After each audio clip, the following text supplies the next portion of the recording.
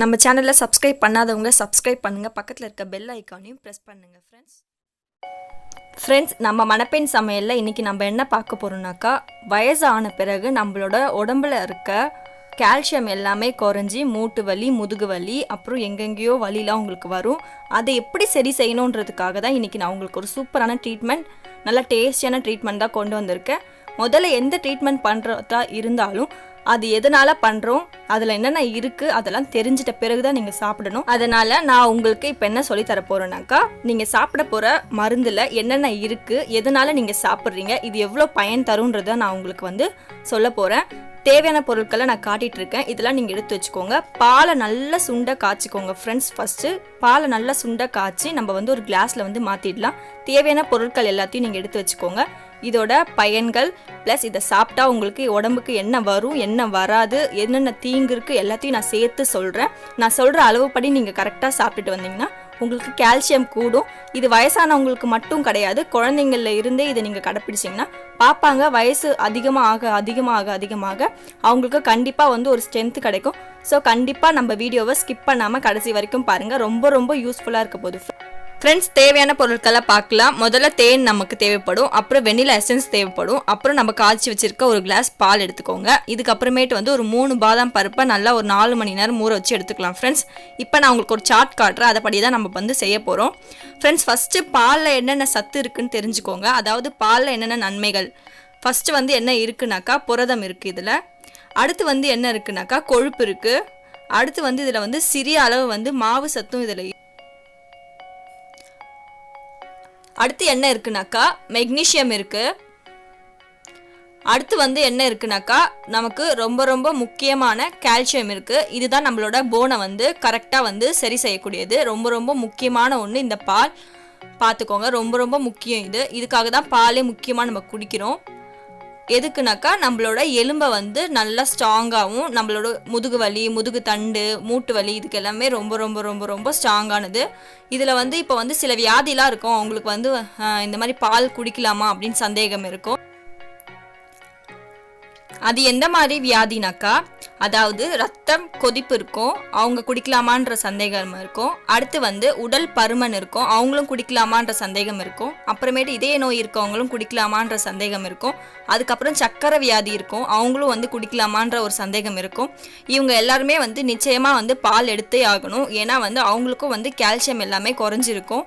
வயசான பிறகுதான் கண்டிப்பாக இந்த வியாதிலாம் வரும். ஸோ கால்சியம் கண்டிப்பாக குறைஞ்சிருக்கும். ஆனால் குடிக்கிற பால் ஒரு வேளை மட்டும் எடுத்துக்கணும். ஏன்னா இதில் கொழுப்பு இருக்கிறதுனால நம்ம அதிகமாக குடிக்கக்கூடாது. எந்த ஒரு மருந்தும் நமக்கு அளவு தான். அதனால தான் நான் சொல்கிறேன், அளவாக எந்த ஒரு மருந்து நீங்கள் எடுத்தாலும், இது மருந்துன்னு சொல்ல முடியாது, தினமும் நம்ம சாப்பிட்ற சாப்பாடு தான். ஆனால் எது ஒன்றுமே நீங்கள் அளவாக சாப்பிடணும். அப்போ தான் உங்களுக்கு நல்ல ஒரு பெனிஃபிட் இருக்கும். உங்கள் உடம்பை நீங்கள் கரெக்டாக பார்த்துக்க முடியும். இதே மாதிரி பாலை நான் இந்த ரீசனுக்காக தான் குடிக்க மாட்டேன் அப்படின்னு சொல்லி ரீசன் சொல்கிறவங்களா இருக்கீங்க. முகப்பரு, குண்டாகிடுவேன் அப்படிலாம் சொல்லி நீங்கள் அதை குடிக்க மாட்டீங்க. அந்த மாதிரி நிச்சயம் பண்ணாதீங்க. ஏன்னா பால் நிச்சயம் குடித்தாதான் நீங்கள் உங்களோட ஹெல்த்தை பார்த்துக்க முடியும். பாலில் விட்டமின் B12 இருக்குது. ஸோ நம்மளுடைய நரம்பு மண்டலத்தை நல்லா பார்த்துக்கும். நரம்பு பிரச்சனை ஏதாவது இருந்தால் நம்மளோட பால் நல்லா சரி செய்யும். பாலில் அடுத்து பொட்டாசியம் இருக்குது. பொட்டாசியம் எதுக்கு நமக்கு உதவி செய்யுதுன்னா, ரத்தத்தை ரத்தம் அழுத்தம் இருக்கும் இல்லையா, அவங்களுக்கு சீராக வச்சுக்கும். அதனால தான் பாலில் பொட்டாசியம் ரொம்ப நமக்கு யூஸ் ஆகுது. ஃப்ரெண்ட்ஸ், அடுத்து என்னன்னாக்கா, வியாதி இருக்கவங்க ஒரு வேளை மட்டும் நீங்கள் பாலை குடித்தா போதும். 2 வேளைலாம் குடிச்சிங்கன்னா அதில் கொழுப்பு அதிகமாக இருக்கிறதுனால உங்களுக்கு சைடு எஃபெக்ட் இருக்கும். அதே மாதிரி சாதாரண மனுஷங்க, எந்த ஒரு வியாதி இல்லை, நான் ஆரோக்கியமாக தான் இருக்கேன் அப்படின்றவங்க வயசாகும் போது நீங்கள் என்ன பண்ணுறீங்கன்னா, பால் பழக்கம் இல்லாதவங்க தினமும் காலையிலும் மாலையிலும் பாலை குடிச்சு பழகிக்கோங்க. அப்போ மூட்டு வலியிலேருந்து நீங்கள் தப்பிக்கலாம். அடுத்து பாதாம் பற்றி பார்க்கலாம் ஃப்ரெண்ட்ஸ். பாதாம் என்ன சொல்லுவாங்கனாக்கா, நம்மளோட நட்ஸுக்கு ராஜா பாதாம் தான். இதில் நீங்கள் அளவுக்கு அதிகமாக சாப்பிட்டீங்கன்னா சைடு எஃபெக்ட்ஸும் இருக்குது. நீங்கள் கம்மியாக சாப்பிட்டிங்கன்னா ரொம்ப நல்லதும் இருக்குது. எதுக்கு நல்லதுன்னா, சருமத்துக்கும் முடிக்கும் ரொம்ப நல்லது ஃப்ரெண்ட்ஸ். இது நம்மளோட குறிப்பாக ஃபஸ்ட்டு நீங்கள் பார்த்துக்கோங்க. பாதாம் நீங்கள் ஒரு நாளைக்கு ஒரு அளவுக்கு மேலே நீங்கள் சாப்பிட்டீங்கன்னா உங்களுக்கு செரிமானம் ஆகவே ஆகாது. கூட நீங்கள் எதை சாப்பிட்டாலுமே பாதாம் என்ன பண்ணுனாக்கா, அதையும் சேர்த்து செரிக்க விடாது.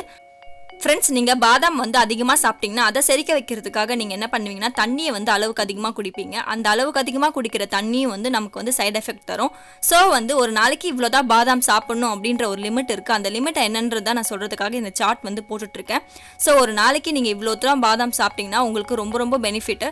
ஸோ அதை எப்படி வந்து நம்ம சாப்பிட்றது, நம்மளோட கால்சியம் எப்படி வந்து கூட்டுறது, நம்மளோட எலும்பு எப்படி வந்து பாதுகாக்கிறதுன்றது தான் நம்ம இந்த சார்ட் மூலியமாக பார்க்க போகிறோம். இப்போ பாதாமில் முதல்ல என்னென்ன சத்து இருக்குன்னு தெரிஞ்சுக்கோங்க. இதில் வந்து மெக்னீஷியம் இருக்குது. அடுத்து என்ன இருக்குனாக்கா இதில் வந்து வைட்டமின் இ இருக்குது. இது வந்து நம்ம சருமத்துக்கு ரொம்ப நல்லது. அடுத்து வந்து இதில் வந்து டாக்ஸின் இருக்குது. அடுத்து இதில் வந்து பாக்டீரியாவை வளர்க்கக்கூடிய ஒரு சத்து இருக்குது இதில். ஃப்ரெண்ட்ஸ், நம்ம உடம்புல மெக்னீஷியம் எவ்வளோ இருக்கணும்னா 1.3லேருந்து 2.3 வரை தான் இருக்கணும். அதே மாதிரி விட்டமின் இ வந்து 15 மில்லிகிராம் தான் இருக்கணும். அதே மாதிரி வந்து டாக்ஸின்றதுல வந்து என்ன இருக்குனாக்கா ஹைட்ரோசோனிக்ன்ற அமிலம் இருக்குது. பாக்டீரியா வந்து போகிறதுக்காக நம்ம இப்போ என்ன பண்ண போகிறோம்னாக்கா பாதாம் வந்து ஊற வைக்கணும். ஊற வச்சு தான் நம்ம சாப்பிடணும்.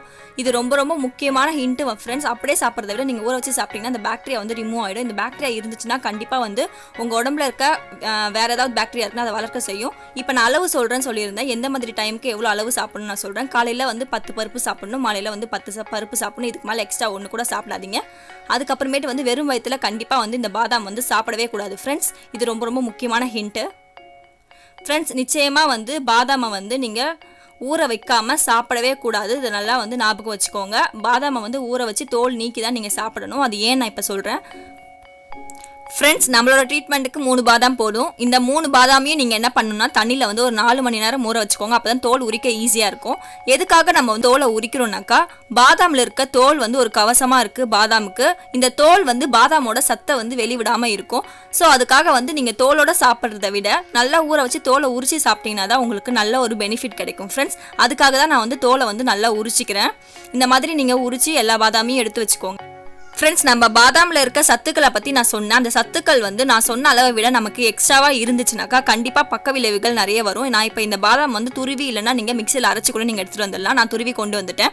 இதை நம்ம காய்ச்சி வச்சிருக்க பாலில் வந்து நான் மிக்ஸ் பண்ண போகிறேன். மிக்ஸ் பண்ணி நீங்கள் வந்து ஒரு 4 மணி நேரம் ஊற வச்சிங்கனாலும் ஓகே, இல்லை நீங்கள் உடனே நீங்கள் சாப்பிடணும்னு நினச்சாலும் ஓகே ஃப்ரெண்ட்ஸ். இப்போ நம்ம துருவி வச்சிருக்க பாதாமை வந்து இந்த பாலில் போட்டுடலாம். இது வந்து ரொம்ப ரொம்ப நம்மளோட எலும்புக்கு ரொம்ப நல்லது. மூட்டு வலிலாம் இருந்துச்சுன்னா கண்டிப்பாக வந்து ரொம்ப நல்லது. ஆனால் இதை வந்து நீங்கள் நைட்டில் மட்டும்தான் குடிக்கணும் ஃப்ரெண்ட்ஸ். நல்லா வயிறு ஃபுல்லாக சாப்பிட்டுட்டு குடிங்க. இதில் வந்து இப்போ நான் 1 ஸ்பூன் அளவுக்கு தேன் விட போகிறேன்.